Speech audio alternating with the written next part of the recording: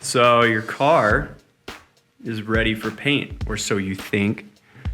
And you're like, oh, it's just gonna take me like, 20 or 30 minutes to mask this off. No, it's not. Do a nice job. We're not trying to wind up with the Mako tape lines, all up on the trim. And you got paint all along here, and your muffler's painted, and the door jam's got overspray in it. It's all nasty and ugly. These little things are what makes your paint job not suck, How many times you drive down the street and you look at the car next to you and you see the paint all over the moldings, and you're like, man, that looks mad tacky. We don't want that. So today, I'm gonna show you how to not do that.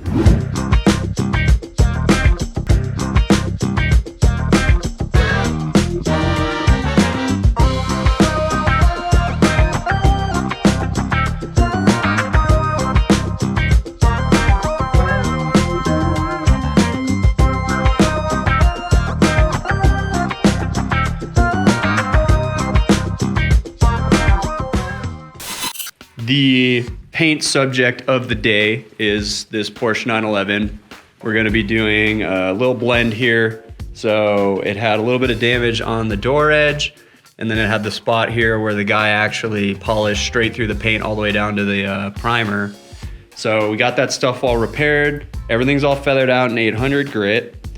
And all the panel edges and everything we got sanded as well with a gray Scotch pad.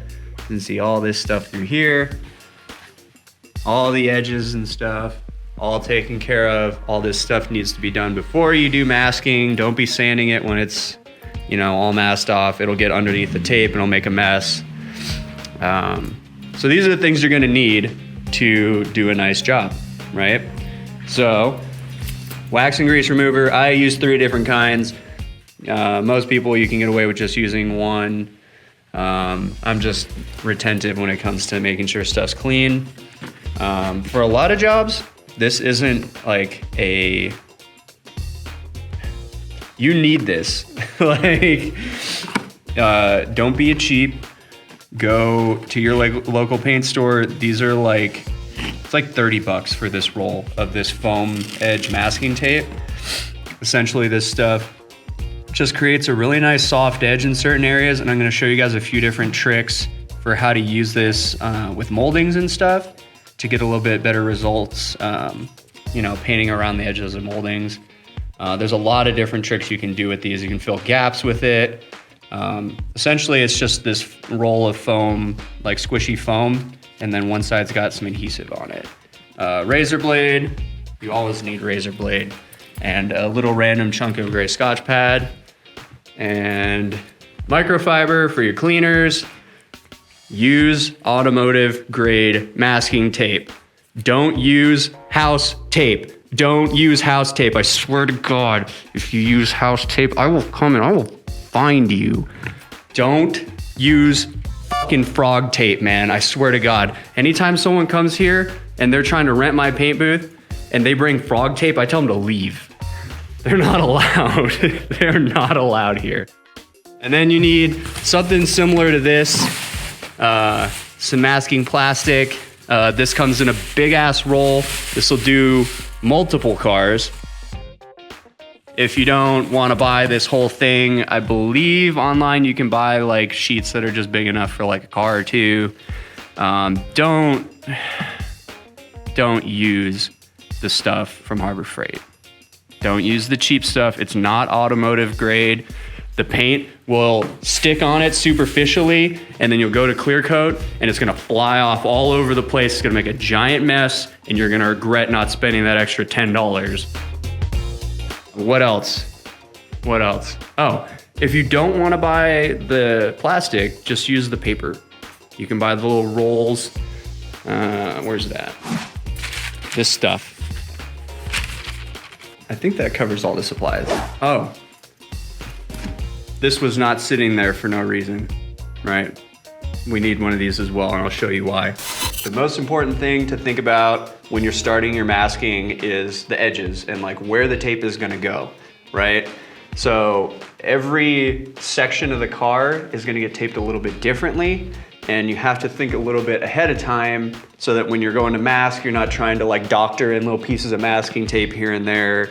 And you can do a nice job and actually have it come out, have it go along quicker than it would doing a crappy job if you kind of think ahead a little bit and you just kind of, you know, come up with a game plan essentially before you just start throwing masking tape and stuff all over the place. So what I'm gonna do is break the whole car, this job, down into sections so I can show you how to tackle each individual part. And I feel like that'll make a little bit more sense. Like I said, this thing was not there for no reason. This is a little trick that I've picked up on through the years. What I like to do is wrap the microfiber over top of the spreader, and then I'll put a little bit of the wax and grease remover right on the edge there. And then for moldings like this, I can go along and hook it up under there and clean underneath the molding, because A, we need the paint to stick under there, right? But B, we also want the tape to stick on this molding as well. So we're gonna go ahead and clean this off real good. The dry rag on here, we're gonna run the dry one under there a couple times too, just to get some of that wax and grease remover up out of there. Remember earlier when I told you that this was useful for doing more than just soft edges? Your car might not have moldings that are this soft, right? So a lot of times these get really hard and kind of brittle. And if that's the case, you have to just wind up running a tape line on it, and I'll show you how to do a clean tape line on one of these.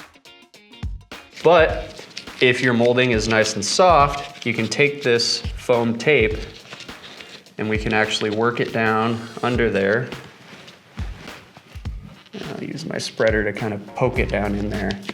And what we're doing is using the foam tape to lift up the molding a little bit so that the paint can get under there and not leave a nasty tape line around the edge, right? And also this, right, areas like this are a really common point of failure for paint jobs because it'll be, you know, based and cleared straight up to the edge of that molding, and the molding can flex a little bit, and then it starts to kind of crack and peel and lift up, and you've probably seen it a lot where, you know, paint starts to fail around things like this, right? So what we're doing is avoiding that potential paint failure down the road, and it's going to look a lot nicer too when it's done. So if you see, this is kind of where you want it sitting. You don't want it kind of bulging out onto the surface like that. You want it tucked like down in the channel as far as you can get it, but you see it's just ever so slightly lifting up the edge of the molding, which is going to do everything we need it to.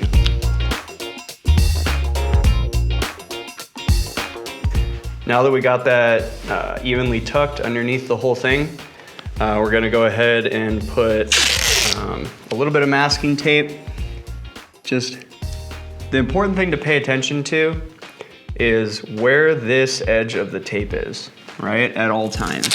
So I'm putting it ever so slightly past the edge of the molding. We're just a little bit hanging off the edge, and that's gonna allow us to kind of wrap it around that edge of the molding so we don't get paint on it at all, but we also don't have to worry about the masking tape sticking in the paint job.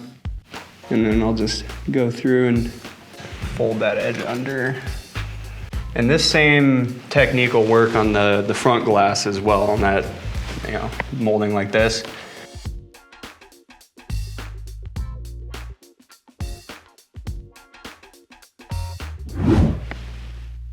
Next up, we're gonna do the door jamb.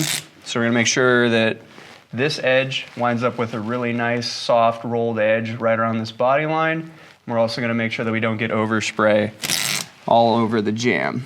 So the first thing we're gonna do is lay this 3/4 inch tape line about, I'd say, 1/4 inch away from the rolled edge, that like sharp edge of the jam where it transitions into the outside of the body. And this is just kind of this is like a last resort, so that if the soft edge tape fails or lifts up anywhere, that you still don't get a bunch of, you know, paint blowing out all over the inside of your door jamb.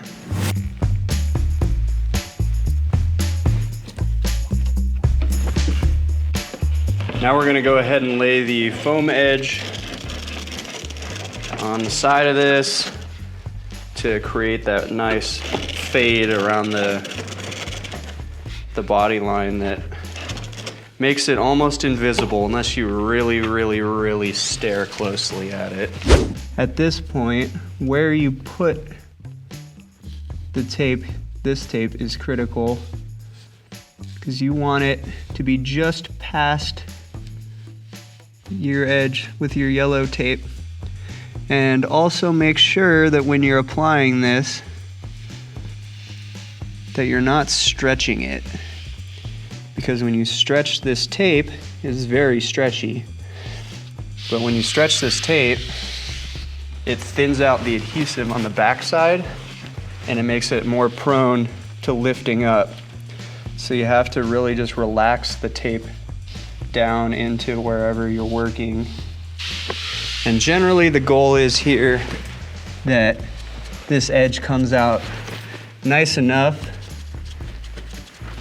that you can just take a little bit of compound on a microfiber and just gently run it over the edge tomorrow while the paint's still a little bit soft, and it'll create pretty much a seamless transition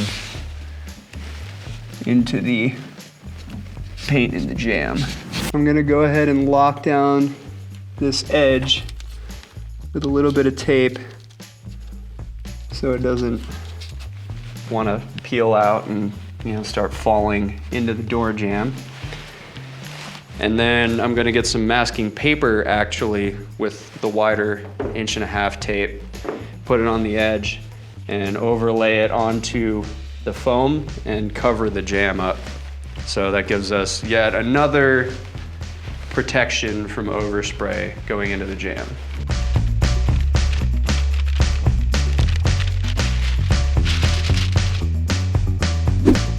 Now we'll back tape this molding inside here so that the molding doesn't get overspray on it. Anytime you've got a panel gap like this, like where a door meets a fender or something like that, or where like a, you know, fender meets hood, you can go ahead and just lay a piece of tape with about 1/4 of it just sticking up off the edge. And then we can take our spreader here and push that edge in and around just to wrap around the backside of the fender a little bit so that you don't get any overspray on the edges of your fenders.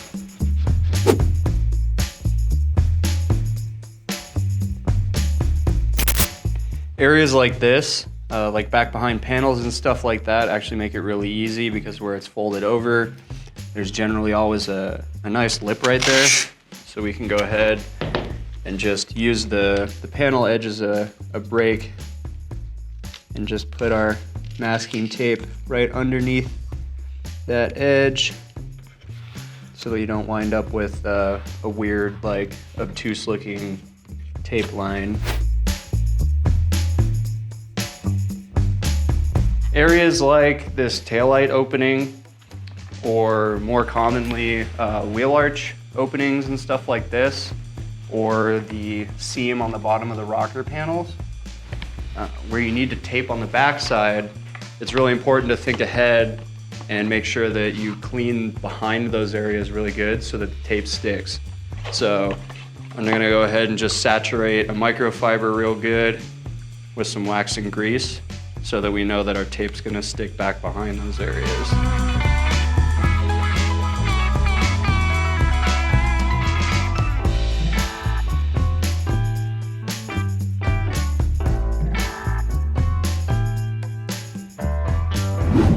Now we just gotta border everything out with the wider tape. And essentially what I do is about a 50% overlap. I leave half the tape exposed facing upward. And that gives me somewhere for the plastic to stick in when I pull the sheet over the car, and then I just trim it out. And then the tape is rolled up in there. The edge is like pressed up against the panel, so it's creating just kind of a taper in there for the clear coat to fall back in there. Take my tape up in the wheel arch, and same deal, about 50% of the tape sticking off the edge. Because again, I can just stick the plastic in this, trim it, tie the bag up underneath the tire, and the wheel arch is taped off. So this one's a little bit different than the window trim. It's the same style, right? It's that flexible like topside molding that lays down on top of the panel, but it's a little bit more shallow underneath. If you look up under there. So I can't put the foam in there because there's nowhere for it to really sit. It would want to bulge out past the edge where the molding sits. So what I'm doing is just slowly lifting it up, and then I'll take my tape, and because I degreased it really good under there, the tape will stick. So I'm sticking the tape to, there's like a little reinforcement bar back there that holds the molding in place. I'm sticking the tape to that bar, and then I'm folding it over the top and using the tape to just lift that molding up a little bit. One of the more unsightly ones that you see a lot is paint on these like pieces of trim, like the belt trim that goes on the top of the door. You don't have to take it off. We took it off on this because it's actually really easy. But if you have a belt molding like that up against the paint, I'll show you how to tape that off with a nice tape line. But if you do go through and take this off, you can go ahead and just rip a piece of tape that's the same size, and you can sink it back down behind here. And that way you don't have to tape on the glass, which means that you could get overspray down inside the door. But now you can just stick your plastic straight onto that, and this whole thing is taped off really nicely. And yes, I do know that there is a specific type of tape that you can buy, and it's wider like this, and it's got like a plastic strip inside it that's like, it's almost kind of similar consistency to one of these, like a thick plastic strip, and you can slide it under these moldings, and then it's got adhesive on the other side, and you peel it and you can stick the adhesive, and you can actually use the plastic to lift up moldings. I just don't have any, so I'm just showing you guys how to do it without that. Another one that can be tricky is the door handle openings.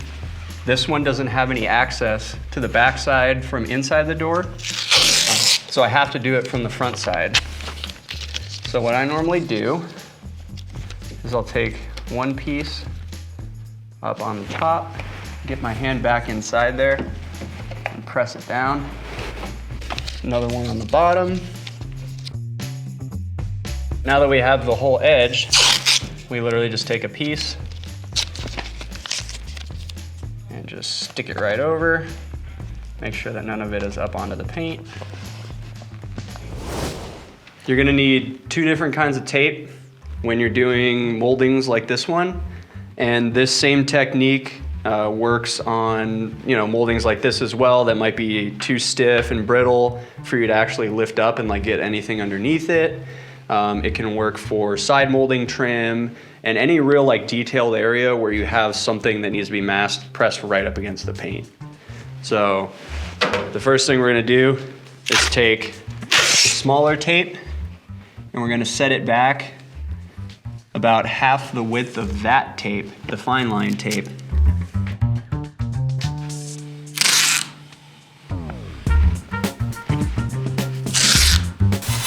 The other thing you're gonna need is a little headlamp or just some really, really good lighting on the area exactly where you're working, because you need to be seeing exactly where the edge of the fine line tape is sitting on that molding, because you don't want it on the paint anywhere. And you just need to really keep an eye on that edge of the tape so that you know it's sitting exactly where you want it and not up onto the paint at all. We're gonna go ahead and get the plastic pulled over the car so that we can finish up the masking. And doing it the way that I showed you, now all the difficult stuff is done. So this part can go really quick. There's really only a couple things you gotta think about once you're at this point now, as opposed to worrying about cutting out all these, weird edges and trying to fit little bits here and there. Now always try to pull up as much of the slack in the plastic as you can. Get it to lay on there as flat as possible so it's not all bunched up and wrinkly and you don't have a whole bunch of loose plastic flopping all over the place and making a mess. And then I'll pick my highest up spot that has tape with the adhesive sticking out, and I'll stick that first, and then I'll just kind of work my way down. So there's really only two things at this point that you need to be thinking about, and that's the areas where you have tape with the adhesive facing down and the areas where you have the tape facing with the adhesive up. So on the areas where the tape's already stuck down, all you're gonna do is take your razor and you just glide it along the plastic. As long as you're using a sharp razor, it'll cut it super easy and you won't have to worry about damaging the paint or anything. And I'll normally do a section at a time. I just kind of break it up into pieces. And then we'll go ahead and peel that away. And then we can take our skinny tape and we're just gonna 50-50 overlap where the plastic sheeting and the tape meet. The other one to think about is the tape with the adhesive sticking up. So what we're gonna do is the same thing as the other one, except we're just gonna be a little bit more careful with the razor. And we're gonna cut right next to the edge of the panel so that we can lift it off the tape really easily.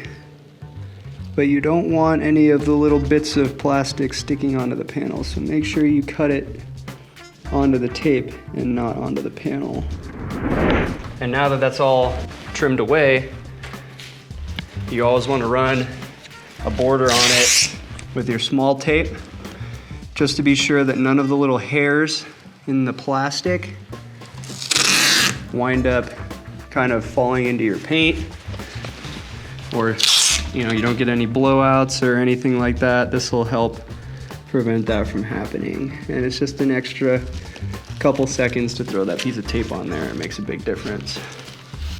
At this point, essentially all you have to do now is just think about the tape and which way it's facing, like I was saying, and just go around the rest of the project. Make sure you get all the edges and everything stuck down real good, and then you are ready for paint.